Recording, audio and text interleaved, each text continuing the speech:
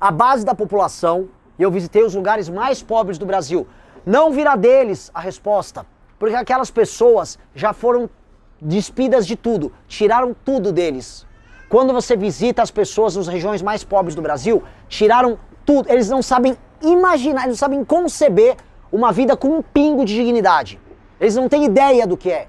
Então quando você não consegue conceber algo diferente do que você vive, você não consegue sair do ponto A e ir para o ponto B. Você só sobrevive no ponto A. Tem que ser da classe média.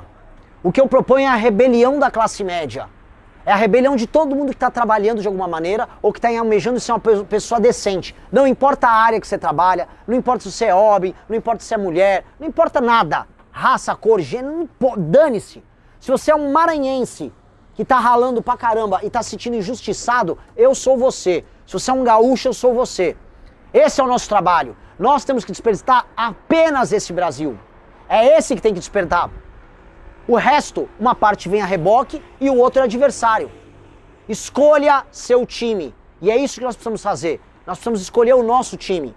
Nós temos que defender um tipo de Brasil e esse tipo de Brasil tem que vencer e se impor perante os outros. Porque é isso que os outros fazem. Quando o PT vence, ele impõe o modo de ver as coisas dele perante nós. São os valores deles que são implementados dentro da máquina pública.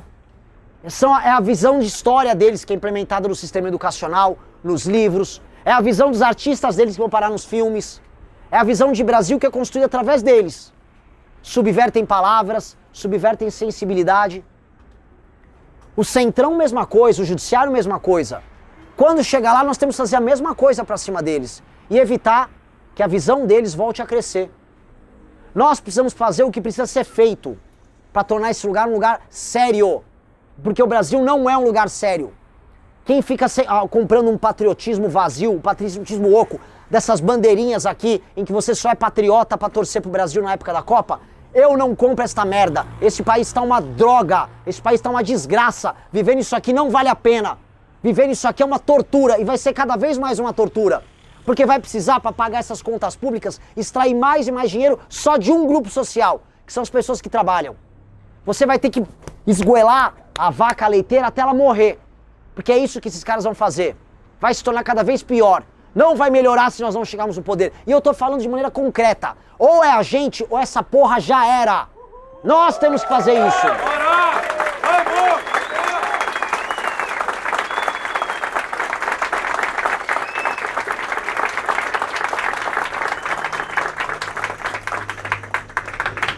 Falar que o Lula, que está interessado em botar 4 ministros do Supremo no próximo mandato dele, com o partido dele, para comprar de vez agora o legislativo e fechar o pacote executivo, legislativo e judiciário, pro Lula, os únicos meios que esses caras têm é basicamente terminar de esfolar a classe média.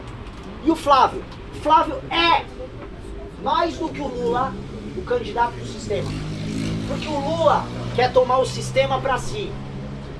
E o Flávio é submisso ao sistema. O Flávio é o candidato do Centrão. Por isso que ele queria que o Ciro Nogueira, envolvido no Master, fosse o seu vice.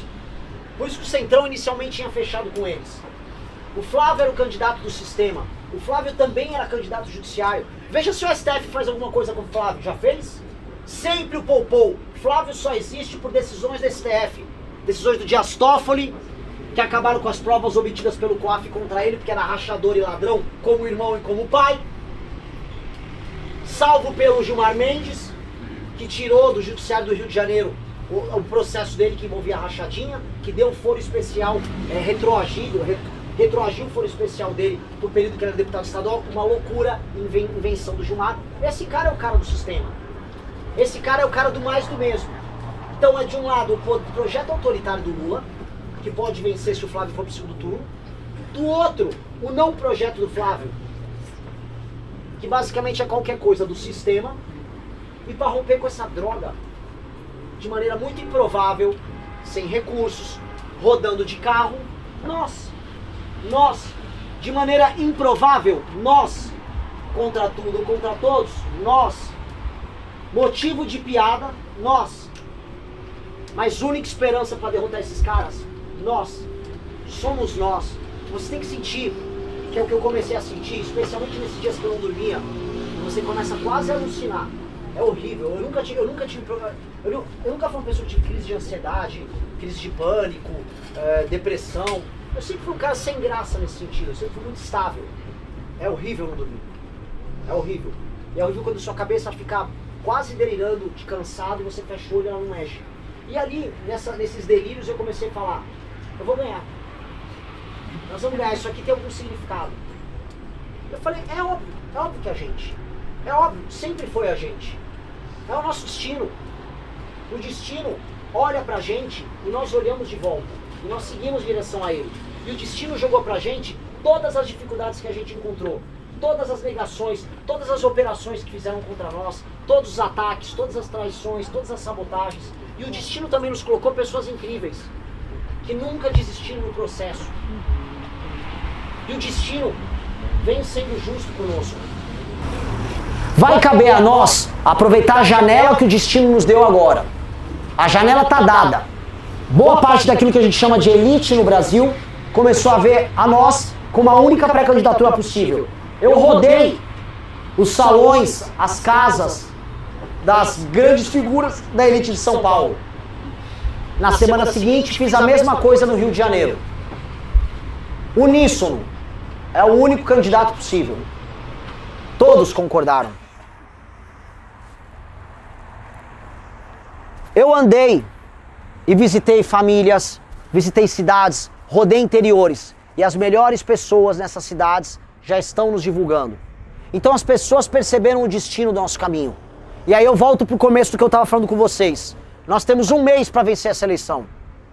É esse um mês em que nós vamos terminar de convencer as pessoas a cruzar os 10%, porque nós temos que terminar de convencer os 10% dos brasileiros mais capazes e inteligentes e que já estão debatendo política. Porque depois passou do 10%, vai vir o desinformado, vai vir a pessoa que vai tomar a decisão na reta final. São as pessoas que seguem o fluxo. E quem determina o fluxo são esses primeiros a fazer parte dos 10%. Os primeiros que um dia foram 1%, que foram alvo de piada, que foram ridicularizados. Esses primeiros é que vão vencer o jogo. Porque sempre uma pequena minoria organizada e capaz derrota uma grande maioria. Hoje o Lula tem uma suposta maioria. O Flávio tem mais de 30%. Nós temos pessoas melhores. Isso faz toda a diferença. Nós vamos convencer. E eles vão se convencer porque o melhor se estabelece. E a nossa função aqui é fazer o que é correto e o que é justo. Nos apoiar é uma decisão moral acima de tudo. Não é uma decisão eleitoral, sequer uma decisão sobre projeto de poder. É uma decisão moral. Porque a gente é o único que se esforçou para ter uma proposta para o Brasil. Se você ama algo, você se esforça por algo. Nós criamos centenas de páginas de projetos para o Brasil. Nós rodamos o Brasil. Então se a gente se esforça mais, se a gente estuda mais, significa que a gente ama mais. E se a gente ama mais, a gente vai fazer muito melhor do que eles. Então é uma questão moral. É uma imoralidade entregar o Brasil para esses caras.